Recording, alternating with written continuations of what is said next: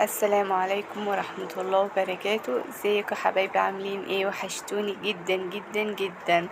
قبل ما نبدأ الفيديو يا ريت نصلي على النبي، اللهم صل وسلم وبارك على سيدنا محمد وعلى آل سيدنا محمد، وننزل في الكومنتات ونصلي على النبي وتقولي لي بتتابعوني من اي بلد. النهارده هعمل معاكم الكبدة بطريقة عالم هبة. ايه رأيكم في شكلها؟ هي بس كان ناقصها شوية خضار، كزبرة او بقدونس، بس للأسف ما كانش موجودة عندي. اول حاجة طاسة على النار، وكنت مقطعة بصل. هنزل بيه بعد ما الزيت يسخن اهو، هحطه واديله تشويحة شوية على النار لحد بس ما يبتدي يدبل، وبعد كده هنزل عليه بفلفل اخضر. يا ريت يا ريت لو بتتابعوني تعملوا لايك واشتراك للقناة وتفعلوا زر الجرس عشان يوصلكوا كل جديد في عالم هبة. الكبدة كنت مقطعاها زي ما بنقطع كده الفراخ شاورما او اللحمة، رفيعة وطويلة، لان الكبدة البلدي بتستوي يعني ايه، بتاخد وقت في السوا، فكده شكلها بيبقى احلى وطعمها بيبقى جميل جدا.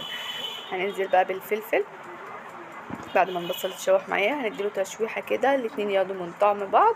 وبعد كده ننزل الاول، كان معايا جزء من القلب فبياخد سوا شويه عن الكبده، فهنزل بيه الاول ياخد تشويحه الاول مع الكبده عشان ايه، يبقى نفس الطعم ونفس السوا بتاع الكبده.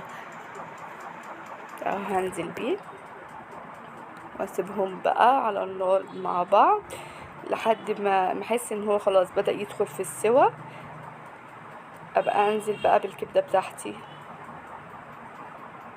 شوف الالوان جميله ازاي. في ناس بتعمل الكبده دي بالثوم، بس احنا بصراحه الثوم بيتعبنا، فانا بعملها بالطريقه دي بتبقى جميله جدا. هي يعتبر اشهر المطاعم بتاع الكبده بتعملها بالبصل مش بالثوم، فكل واحد هي اذواق. دلوقتي بقى هجمعه في جنب كده عشان ما انزلش بالكبده النيه عليها بعد ما ابتدت تدخل في السوا، فبس عشان خاطر ايه البكتيريا وكده، وعشان اعدلها تشويحه خفيفه. الكبده بتاخدش وقت في مجرد ما بتنزل على النار بتغير لونها على طول. هنزل بقى عليها بالبهارات وفلفل اسود، زودي بهارات على قد ما تقدري عشان خاطر ما تبقاش زفره وبتحلي الطعم بتاعها. وبعدين هحط فلفل اسود، واحط برضو على البصل نفس البهارات اللي انا حطيتها عليه، على البصل والقلب اللي كان معايا. لو وصلتي لحد هنا يا حبيبتي اعملي لايك واشتراك في القناة وفعلي زر الجرس عشان يوصلك كل جديد. اهي بدأت تغير في لونها اهي، هديلها تقليبة واسيبها بقى مع نفسها لحد ما تدخل في السوا بتاعها، وبعدين اقلب بقى كله على بعضه. خلاص استوت اهي، بقت كلها لون واحد. اقلب بقى البصل بالقلب اللي كان موجود معايا على الكبدة.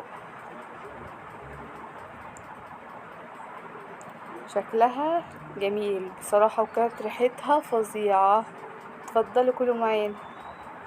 دلوقتي انا كنت مقطعه طماطمه وحته فلفل شطه، قرن شطه من الرفيع، كان حامي شويه فقطعت حته صغيره عشان خاطر الاولاد وكده، بيديلها لسعه وبيخليها طعمها حلو، مبتبقاش حراقه قوي، لكن لو انت بتحبي الحراق حطيه كله.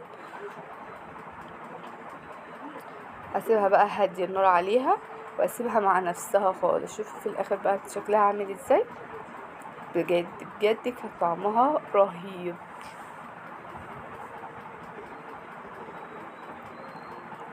رأيكم بقى؟ شكلها وطعمها بجد كان فظيع. او حطيت هي كانت ناقصها بصراحة شوية كزبرة او بقدونس، بس هي لونها مش غامق كده، بس مش عارفة الكاميرا مغمقاها معايا ليه. وحطيت معاها مخلل وعملت معاها بطاطس، حطيت على البطاطس بهارات بطاطس وشوية ملح وخلاص. وبألف هنا وشفا على قلبكم. يلا مع ألف سلامة، اشوفكم في الفيديو الجاي.